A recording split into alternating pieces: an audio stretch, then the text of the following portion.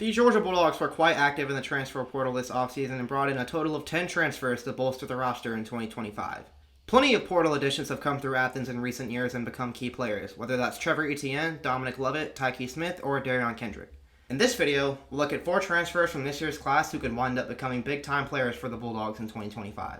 We will begin our list with the number 1 wide receiver from the class of 2023, that being Zachariah Branch.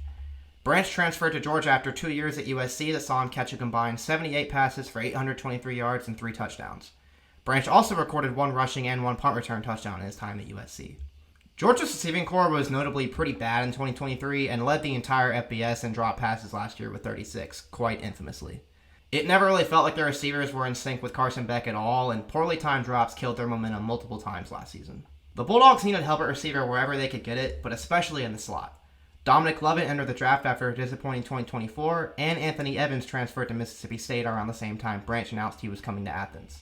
Branch lined up in the slot on 78% of his offensive snaps for USC last year, and seems likely to be the guy there for Georgia in 2025. He has rare explosiveness and can turn almost anything into a big play. Branch could be Georgia's top receiving option right off the bat. He's got the ability to do damage in the quick game and can also take the top off of defenses as a deep threat. It'll be interesting to see the amount of manufactured touches that Mike Bobo tries to get him on plays like screen passes and jet sweeps. Now, you typically want to temper expectations for transfer portal guys, but I think it's perfectly reasonable to expect a big year out of Zachariah Branch. Georgia's receiver play left a lot to be desired last year, to put it nicely, and if he can stay healthy, they're going to be going to him a lot next year. Georgia went all out to address receiver in the portal, which brings us to number 2 on our list, another wide receiver and senior Noah Thomas. Some might have an issue with me giving 2 of the 4 spots to wide receivers, but I just think that shows how much the Bulldogs are expecting out of those 2 guys this season. Thomas transferred over from Texas A&M after a 2024 campaign that saw him lead the Aggies in receiving with 39 catches for 574 yards and 8 touchdowns. He also caught 29 passes for 359 yards and 2 scores in 2023. Thomas has a ton of size at 6'5", and some sites even have him listed as 6'6". He's got good ball tracking ability and has been a threat in the red zone throughout his college career. That's the type of player that was just not on Georgia's offense in 2024. Ra Thomas was kicked off the team before the season started, and Colby Young was suspended 5 games in, both because of their respective legal issues. That left the Bulldogs without any true X receiver, and the offense struggled a lot without a big body target who they could trust to win one-on-one matchups and make contested catches. Noah Thomas does both of those things very well, and I would expect him to be a starter for this offense right out of the gate. Now, of course, Georgia likes to rotate their receivers out quite a bit, but I don't think it would surprise anyone to see him ranked towards the top of the group in snaps played. If Zachariah Branch is the big slot addition, then here's your outside guy. These 2 together have the potential to completely change Georgia's passing offense and really help out first-year starting quarterback Gunnar Stockton, which is why they both wind up on the list here. Even if just one of them pans out as a premier weapon in the offense, that's already better than what they had in 2024. Moving over to the defensive side of the ball for number 3 on this list, we have outside linebacker Elo Madozie. Madozie was a late addition for the Bulldogs this offseason, joining the program in late April after spring practice had already wrapped up.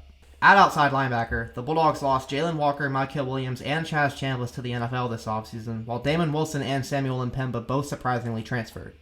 That of course left them with some major production to make up for, so they went out and got Madozie.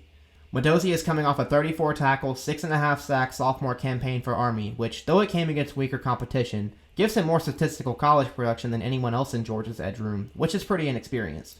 Junior Gabe Harris will be back, but he missed most of spring with an injury, and beyond him there is unproven sophomore Quintavious Johnson and 3 true freshmen. Now, of course, it's entirely possible that one of or multiple of those other players just turns out to be a beast and changes everything, but you don't want to set your heart on that happening, even at a program like Georgia where true freshmen do turn out to be insane sometimes.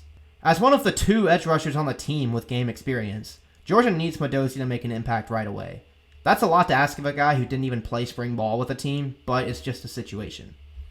Madozie still has tons of room to grow as a pass rusher, having started his college career as a wide receiver before moving over to defense.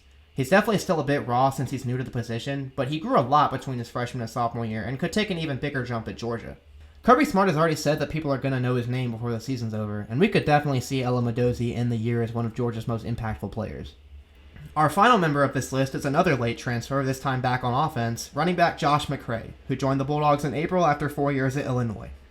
As a junior, McCray rushed for 609 yards and 10 touchdowns on 117 attempts. He capped off his Illinois career with a 114-yard, 2-touchdown performance on 17 carries against South Carolina in the Citrus Bowl, which sealed the Fighting Illini's first 10-win season since 2001. McCray is a big back at 6'1", 240 pounds who runs with a bruising physical style.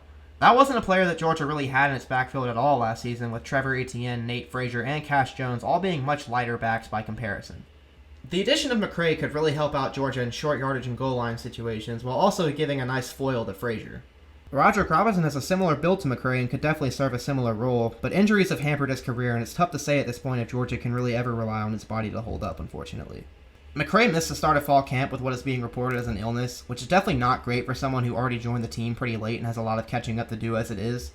While that may affect how much he sees the field early in the season, it's easy to see a world in which he ends the year as one of Georgia's top 2 running backs.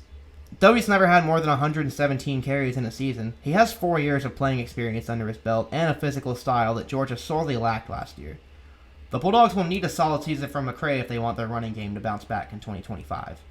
And those are 4 Georgia Bulldogs transfers who could become impact players in 2025.